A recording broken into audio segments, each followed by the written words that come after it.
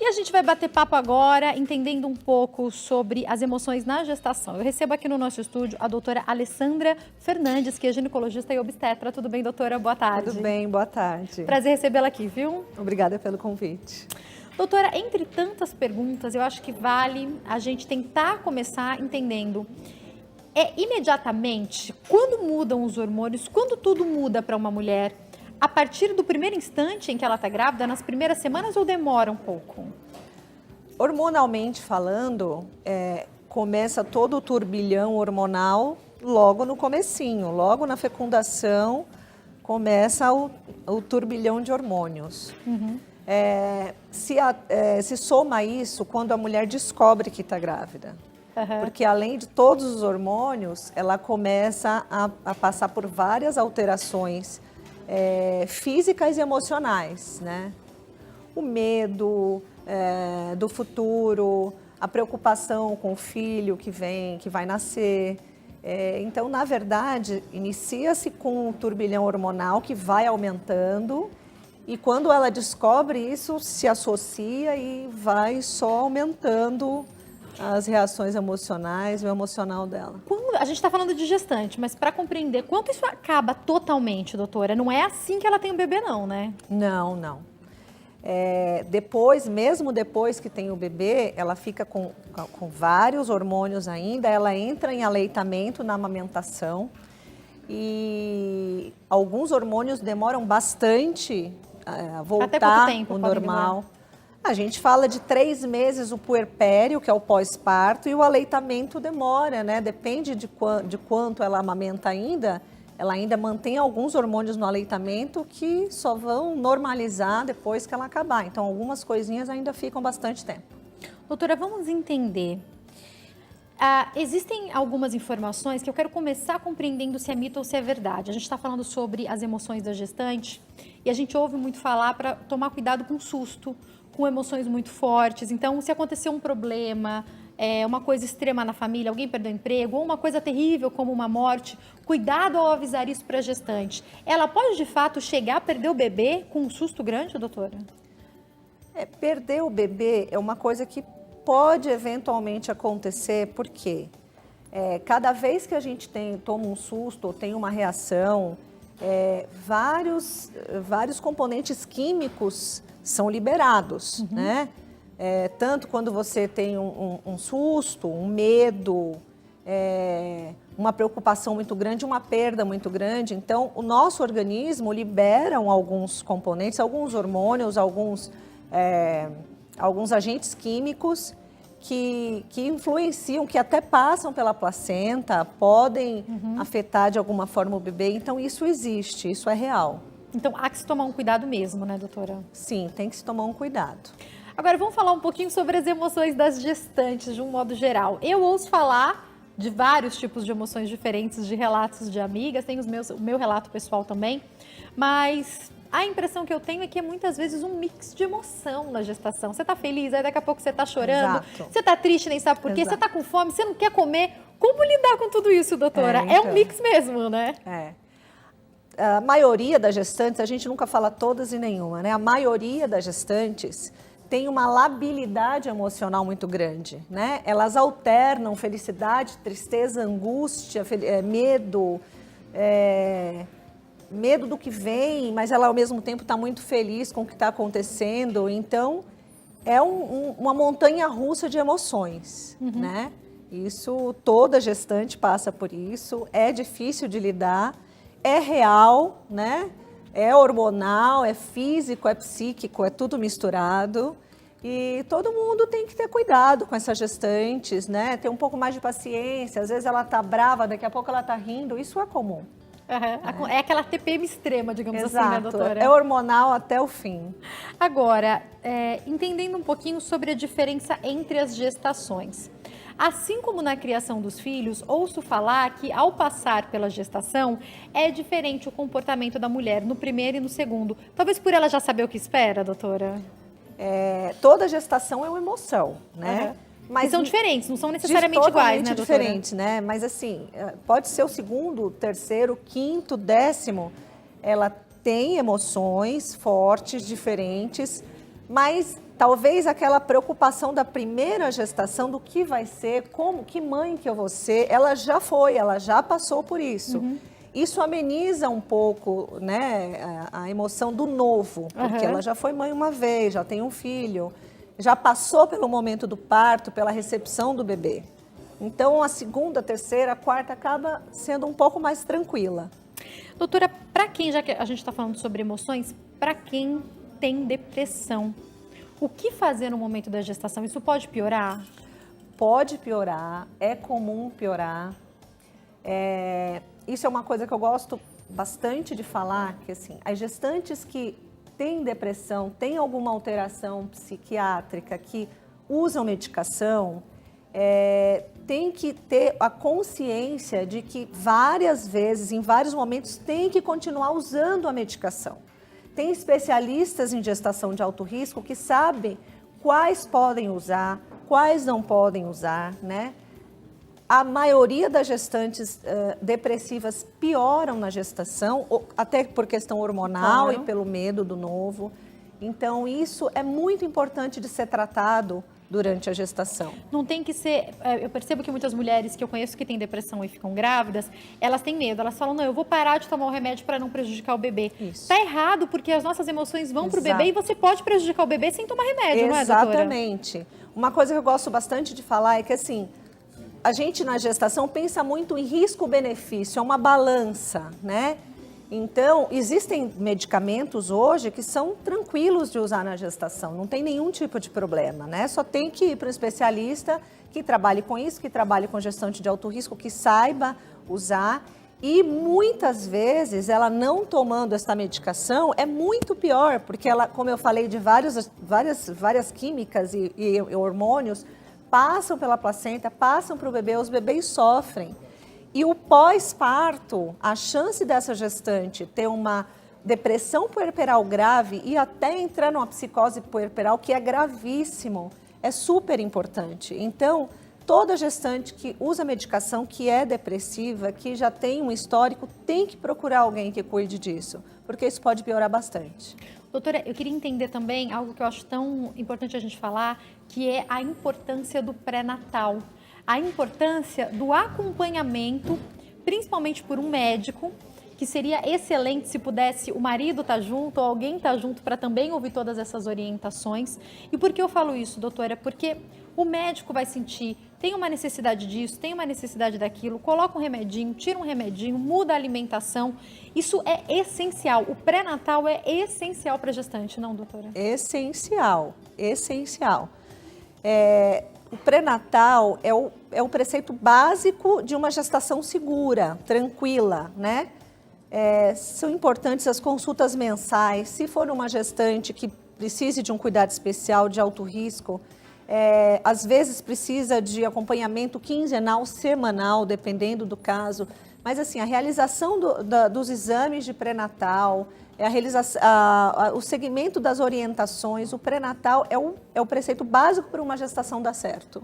Doutora, e a preparação para o parto? Digo isso porque, além de ter sido mãe recentemente, tenho várias amigas que foram e eu percebi como cada uma reagiu de uma maneira ao parto que teve. Algumas estavam planejando parto normal e não tentaram até o último instante, não conseguiram. Outras, desde o começo, queriam cesárea, ouviram ali, ouviram aqui, se sentiram inseguras no fim das contas. Saber também se preparar para esse momento é importante, não? Sim, muito importante. Por isso, o acompanhamento pré-natal com obstetra de confiança, que acompanhe a gestante, que ouça a gestante, né? A família dando um suporte para a gestante, que é muito importante. O marido indo nas consultas sempre que possível. Em relação ao parto, a dúvida do parto, a maioria tem, né? A melhor pessoa para orientar, explicar e ajudar é o próprio obstetra que ela está acompanhando, né? Ele pode te orientar, tirar as dúvidas em relação a um tipo de parto, ao outro, qual é melhor para você, qual é mais indicado, qual é menos indicado. Então, o obstetra na vida da gestante, a importância do pré-natal ajuda em tudo isso. Porque a gente sempre vai falar da importância do parto normal, mas existe uma indicação, aliás, várias indicações para cesárea, né, doutora? Sim. Tem que haver um acompanhamento. E aí eu acho importante a gente falar, e aí eu divido até um pouco da minha experiência, se preparar para os 2 partos, porque eu tinha certeza que eu ia ter o parto normal, me preparei para isso. Eu também. E eu entrei em trabalho de parto, fiquei em casa, falei, não vou para casa, não vou para o hospital, sei tudo o que está acontecendo, fiquei ali plena. Cheguei, tava lá, fez o exame, tava com dilatação, mas teve a suspeita de mecônio.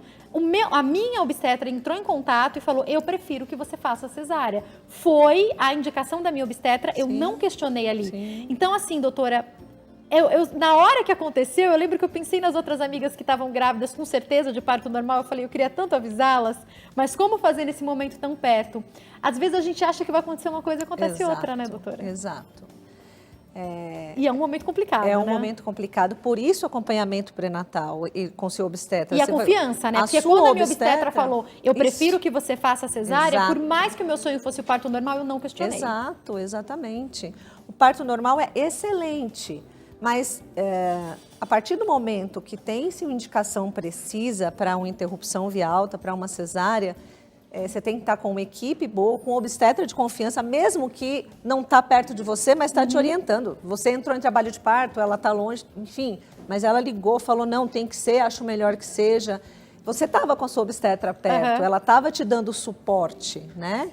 Então, o melhor tipo de parto é o parto que você pode ter. Que mãe e bebê estão bem quando ele acaba, né? Exatamente. Sem frustração, que né, é doutora? seguro para mãe e bebê. Né? Que vai acima de qualquer sonho, de qualquer coisa, com né? certeza, com certeza. Doutora, chegou uma pergunta pra gente da Tânia de São Paulo, não é exatamente sobre as emoções, mas tem a ver com o nosso tema, eu tenho certeza que a senhora vai poder orientar. A Tânia de São Paulo disse que a filha dela tem 15 anos. Não explicou exatamente o motivo, se é cólica menstrual, o que é, mas ela disse que o médico indicou que a filha dela tome um remédio para parar de menstruar. E a pergunta da Tânia é, isso pode prejudicar lá na frente quando essa jovem quiser ser mãe? Não, tem várias medicações na atualidade, algumas medicações novas, outras que até já lançaram há algum tempo, que podem ser usadas com esse fim sem problema nenhum, tá? É só fazer um acompanhamento médico ginecológico corretinho, bonitinho, né? Se ele orientar que tem que pausar a cada X tempos, que às vezes, não, toma contínuo, mas a cada um ano para, enfim, depende da orientação do médico. Né? Depende para que ela está usando essa medicação de uso contínuo, se é porque ela quer ou ela está fazendo algum tipo de tratamento de ovário policístico, endometriose, enfim, milhões de outras. Mas não, geralmente as medicações novas de mais baixa dose não prejudicam em nada no futuro. Doutora, eu vou falar uma coisa que pode, pensando aqui em Brasil inteiro, parecer um sonho, mas eu sei que é ideal, é que mesmo antes que a mulher pense em engravidar, para que ela tenha até mais segurança nas suas emoções, já é importante que ela procure um ginecologista, um obstetra, para conversar, fazer exames, ver se está faltando vitamina. O ideal seria que todas fizéssemos isso, né, doutora? Sim, o ideal é que todas as mulheres que querem engravidar passem no seu ginecologista de confiança, faça alguns exames prévios, veja se está tudo bem com a sua saúde, se ela não tem algum outro fator que vá prejudicar uma gestação que deve ser tratado. Exemplo, hipertensão, vamos compensar antes de engravidar, depressão, vamos entrar numa gestação tranquila, né?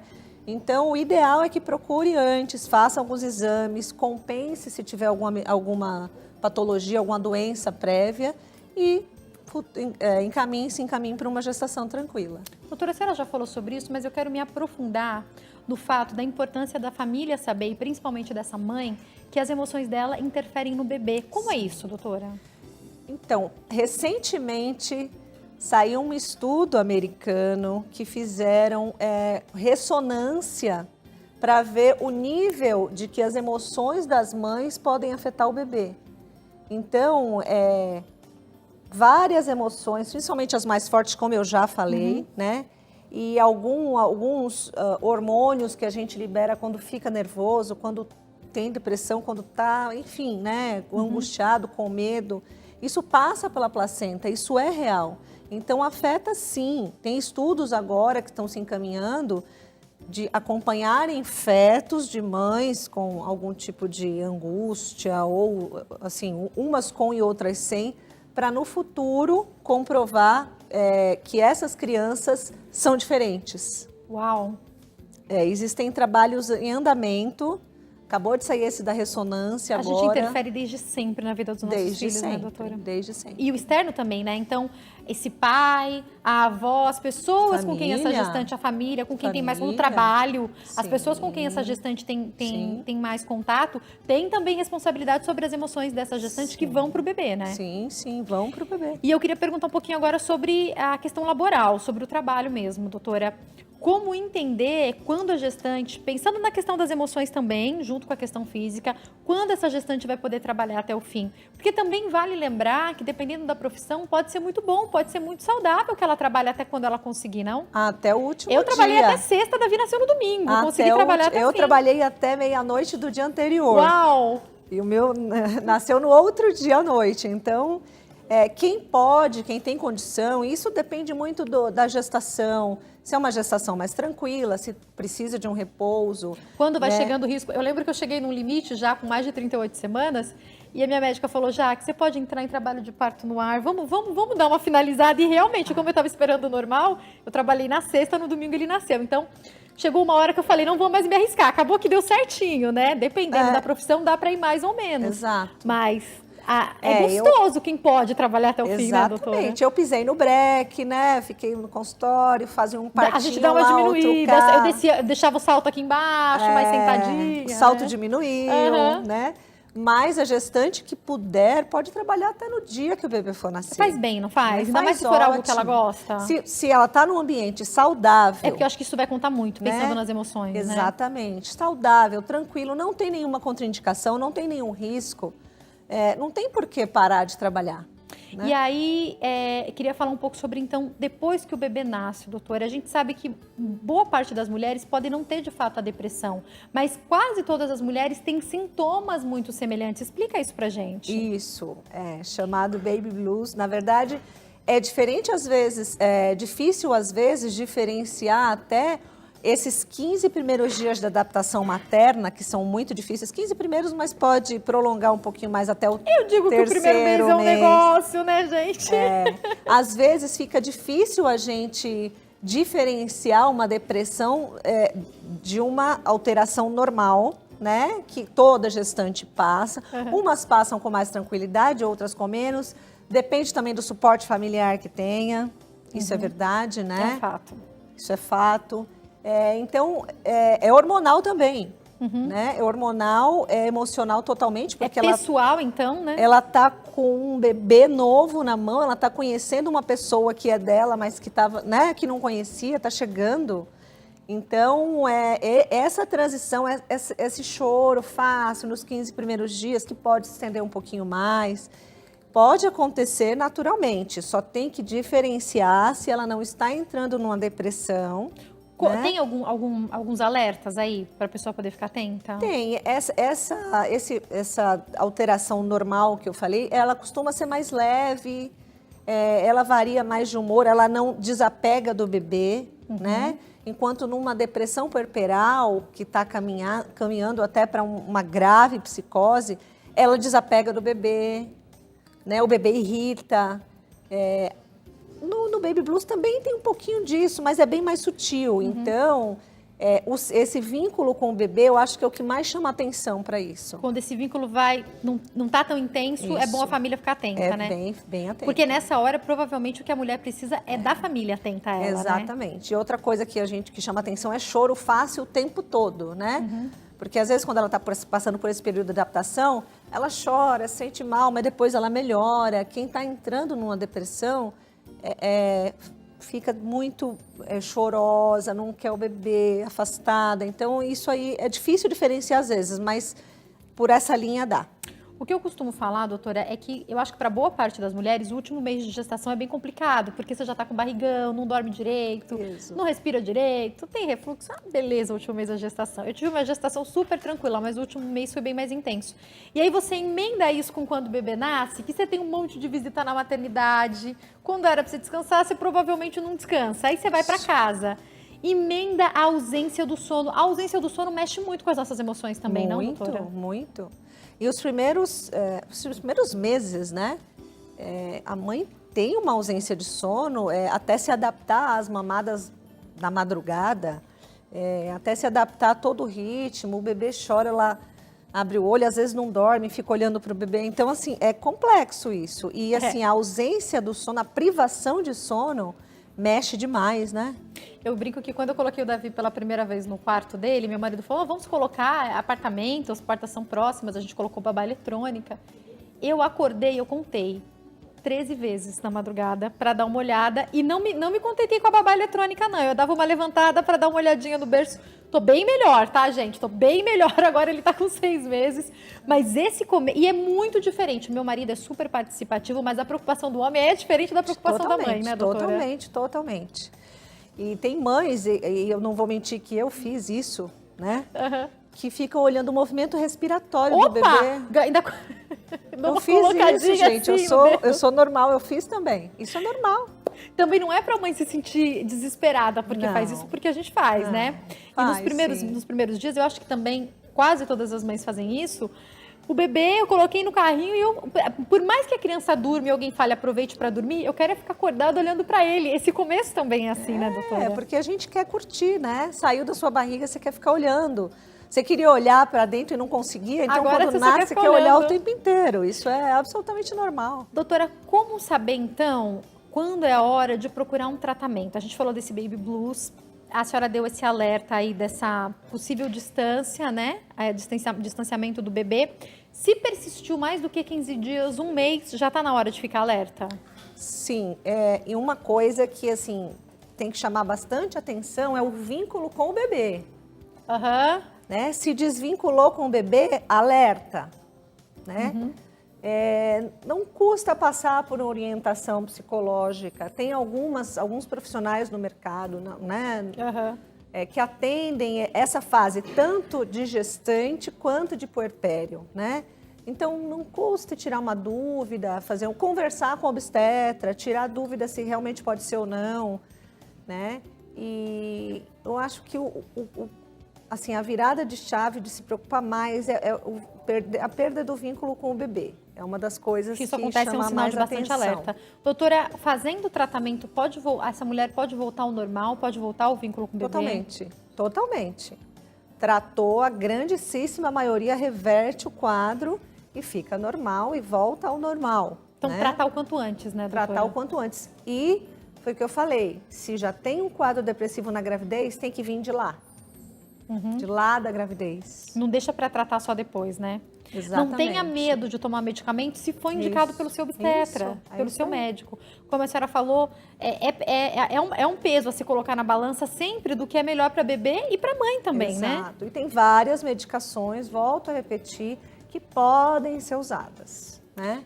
Então, a gente pode concluir, doutora, que é muito pior a mãe ficar sem medicação e não se tratar, pensando no que ela vai levar de emoção para esse bebê, do que ela utilizar um medicamento que possa ser usado, não é, doutora? Sim, vai fazer muito mais mal ela passar as emoções ruins, pensamentos negativos, né? E sensações, né? Sensações de tudo de ruim. É muito pior passar para o bebezinho dela do que ela tomar medicação e se tratar. Doutora, eu quero finalizar te perguntando, a senhora falou sobre essa relação com o obstetra, com o ginecologista, com o médico da mulher. Eu queria finalizar falando sobre isso. Quando o bebê nasce, todo mundo tem uma opinião de como a mãe devia fazer. E muitas vezes isso vai mexer demais, ainda mais quando é uma mãe mais insegura. Isso, de primeira viagem, eu acho que todas nós somos um pouco inseguras. Eu entendo que isso mexe muito com a emoção da mãe. Ai, não é assim que se dá a mamar, tá dando mamar demais, você pega demais esse menino, vai se apegar. Outro dia alguém me falou, mas tá muito apegado com você. Eu falei, que bom, porque é comigo que ele fica todo dia. Se ele se apegar com o vizinho, vai ser bem estranho. Então, esse aparato, parece que as pessoas, elas, principalmente as de fora, porque eu acho que mãe, sogra, pode opinar, né, é diferente, mas as pessoas de fora sempre têm uma opinião. O obstetra pode ajudar muito nisso, né, porque às vezes a mãe fica se sentindo péssima. Pode. O obstetra pode ajudar muito nisso, o pediatra pode ajudar muito nisso, né? Nosso pediatra foi bem neonatologista também. Pode ajudar. E assim, isso é um recado para as famílias, né? Se metam um pouquinho menos, né? Deixem a gestante, na verdade não a gestante, a mamãe e a família em si. Óbvio que todos são bem-vindos, adoramos avós, tias perto. Mas assim, quem está com o bebê é a mãe, né? Então, tanta gente às vezes fala que descompensa a mulher mesmo. Ela acaba ficando bem pior, porque uma pessoa fala, não dá peito, a outra fala, dá peito. Não, complementa com leite. Não. E aí ela fica louca. Então, o obstetra nessa hora e o pediatra, o neonatologista, tem que entrar muito forte junto com essa mãe, né? E na dúvida, pergunta ou para o obstetra ou para o neonatologista. Perfeito, doutora. E é isso que eu digo, muitas coisas a gente decide junto. Eu, meu marido, o pediatra. Tem muita coisa isso que mesmo. É em conjunto mesmo decidido. Que pena que eu tenho que encerrar, doutora. Poxa. Foi um prazer te receber aqui, viu? Muito obrigada pelo convite. Vou deixar o telefone para quem quiser entrar em contato, 0 operadora 11 9 9122 0973. E tem também o Instagram, né? Clínica Por Elas, com 2 L's, GO. Tá passando direitinho para vocês. Por Elas, GO. GO. Tá passando completo aí para vocês encontrarem, tá? Tem o e-mail, clinicaporelas.com.br. Boa tarde, doutora. Obrigada. Boa tarde, muito obrigada. Eu vou pro break, daqui a pouco eu tô de volta e a gente vai entender como os fitoterápicos podem ajudar em doenças reumáticas. E tem ainda um bate-papo também sobre como se vestir com estilo. Eu tô esperando você daqui a pouquinho, não sai daí.